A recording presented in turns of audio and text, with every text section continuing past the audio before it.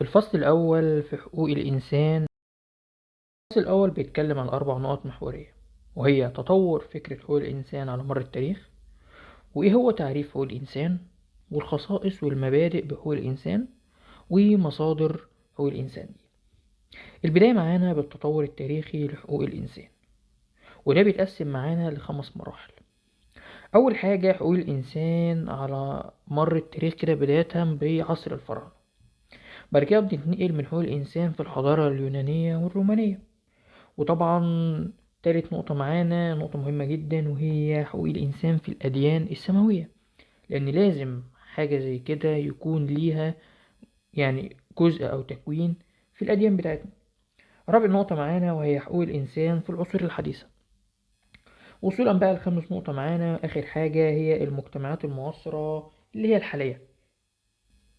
حقوق الإنسان في مصر الفرعونية، بداية كده بإن الفلاح المصري الفصيح هو أول حد اتكلم عن حقوقه، ودوت عن طريق إن هو أرسل خطاب إلى فرعون البلاد بيذكره بواجباته تجاه الأفراد.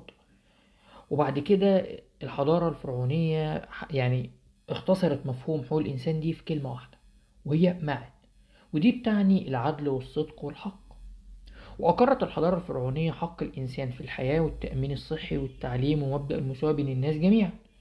أما بقى في عهد الأسرة ال18 أنشأت مجالس للبلاد تحكم بالعدالة، وقام الفرعون الموحد أخناتون بما يشبه الثورة، ودي جسدت معايير ومفاهيم حقوق الإنسان في تلك الحقبة، حيث إن هو دعا للسلام.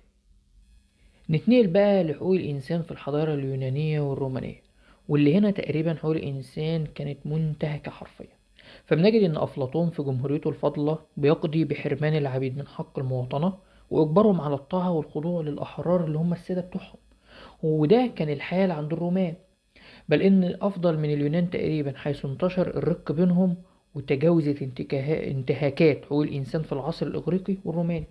وتميز الفكر اليوناني أو الإغريقي بفكرة الحاكم الفيلسوف وبناء المدينة الفاضلة، مما ده أدى لانتهاك حقوق الإنسان تقريبا في العصر ده. أما بقى لو جينا عند حقوق الإنسان في الأديان السماوية، والبداية من حقوق الإنسان في اليهودية. اعتمدت اليهودية على التوراة المحرفة، وعرف اليهود بإقبالهم على سفك الدماء. أما بقى حقوق الإنسان في المسيحية، جاءت المسيحية مبشرة إن الناس متساوون، وأن العلاقة بين بني البشر يجب أن تقوم على المحبة والسلام. وساهمت تعاليم المسيحية في التخفيف من العادات الهمجية اللي كانت سائدة في العصور الوسطى. أما بقى حقوق الإنسان في الإسلام، طبعا دي مصدرها الله سبحانه وتعالى، وبتعتبر الشريعة الإسلامية من أهم مصادر حقوق الإنسان على كافة المستويات المحلية والإقليمية والدولية. وإن دين الإسلام هو دين التسامح واحترام حقوق الإنسان، وليست شريعة إرهاب أو سفك دماء. نتنقل بقى لحقوق الإنسان في العصور الحديثة، ودي بتتقسم معانا ل4 نقط. النقطة الأولى في المملكة المتحدة يا بريطانيا، ودي اتعملت الوثيقة الإنجليزية الأولى اللي هي وثيقة العهد الأعظم، وصدرت 1215 ميلاديا على أثر الثورة المسلحة للبارونات ضد الملك جو. وتضمنت مجموعة مبادئ كالحق في الأمان وكفالة التقاضي وحرية التجارة والنقل.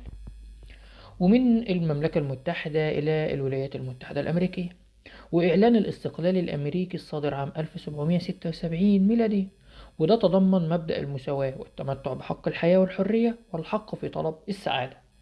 إلى فرنسا، اللي أصدرت الجمعية التأسيسية الفرنسية في أعقاب انتصار الثورة الإعلان الأول لحقوق الإنسان والمواطن عام 1789، وده بيتناول عددا من الحقوق الأساسية للإنسان. أما الدول العربية بقى، صدرت في معظم هذه الدول العديد من الدساتير، وكانت متأثرة بالدستور العثماني والدستور التركي. وأغلب الدساتير دي العربية كانت منذ صدورها تشير إلى أهم حقوق الأساسية للإنسان، وعلى رأسها الحرية والمساواة. نتنقل لآخر حاجة، وهي حقوق الإنسان في المجتمعات المعاصرة. حقوق الإنسان في عهد عصبة الأمم، فلم نجد ما ينص على حقوق الإنسان باستثناء ما ورد في المادة 23، والتي تشمل حقوق العمال في المناطق الموضوعة تحت الانتداب. أما حقوق الإنسان في عهد الأمم المتحدة، وتعتبر هيئة الأمم المتحدة من أول المنظمات الدولية اللي اهتمت بحقوق الإنسان وحرياته الأساسية، فقد أكدت في فقرتها الثانية من المادة الأولى على أن إيمان شعوب والأمم المتحدة بالحقوق الأساسية للإنسان وبكرامة الفرد بما للرجال وللنساء والأمم كبيرها وصغيرها من حقوق متساوية. يعني من الآخر كده بتساوي ما بين جميع أفراد المجتمع، سواء رجال أو إناث، أو حتى هي أمة كبيرة أو أمة صغيرة، كله له حقوق متساوية فيها. نتنقل بقى لتاني موضوع عندنا، وهو إيه هو تعريف حقوق الإنسان. حقوق الإنسان لها تعريف لغوي وهو الحق ضد الباطل.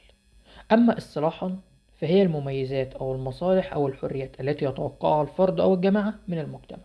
طيب، تعريف حقوق الإنسان في القانون الداخلي بقى بيقول لك إنها بتعني القواعد القانونية العادلة التي تحكم العلاقات بين الدول وبين رعاياها، وهي تشكل في حد ذاتها طريقة وشكل وأسلوب حكم الدولة اللي بيقوم على العدل بدل الظلم.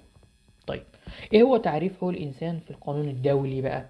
بيقول لك هي مجموعة من القواعد والمبادئ المنصوص عليها في الإعلانات والمعاهدات الدولية، والتي تؤمن حقوق وحريات الأفراد والشعوب في مواجهة الدول أساسا، وهي حقوق يعني لصيقة بالإنسان وغير قابلة للتنازل عنها، زي الحرية الشخصية وزي الديمقراطية والحاجات دي.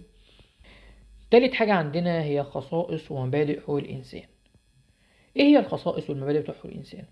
بيقول لك إن حقوق الإنسان لا تشترى ولا تكسب ولا تورث، وإن حقوق الإنسان عالمية فهي واحدة لجميع البشر، يعني هي وحدة عالمية للكل بغض النظر بقى عن العنصر أو الجنس أو الدين أو الرأي السياسي، كلنا لينا حرية واحدة.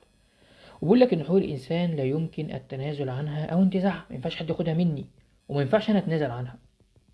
بيقول لك إن حقوق الإنسان متساوية ومترابطة وغير قابلة للتجزئة، يعني حرية مساواة مترابطين ببعض، وما ينفعش أقول لك أنت يبقى في حرية ومفيش مساواة، طب ما أنا كده ما ربطتش حاجة.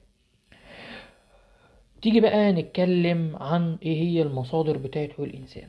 بقولك في منها مصادر تاريخية ومصادر وطنية. من المصادر التاريخية، ودي بيقصد بيها المصادر التي جاءت بها الأديان السماوية والمصادر الفلسفية، مثل عريضة الحقوق التي أعدها البرلمان الإنجليزي في 7 يونيو 1628. أما المصادر الوطنية وده بيقصد بها التشريعات، مثل التشريع الدستوري أو التشريع الفرعي. في عندنا بقى مصادر احتياطية، وده بيقصد بها المؤسسات القضائية والفقهية، زي دور القضاء كده في قضايا حقوق الإنسان والدور التاريخي والمعاصر للفقه. رابع حاجة معانا هي المصادر الدولية، دي زي الإعلان العالمي لحقوق الإنسان كده أو العهد الدولي للحقوق الاقتصادي والاجتماعي والثقافي. بس كده احنا كده خلصنا الفصل الأول. أتمنى ما كنتش طولت عليكم وأكون لخصته لكم في نقط مهمة. هتلاقوا الباوربوينت موجود تحت في وصف الفيديو، تخشوا على الرابط هيدخلكم على قناة تليجرام اللي هتلاقوا فيها الباوربوينت بتاع المحاضرة دي. شكرا.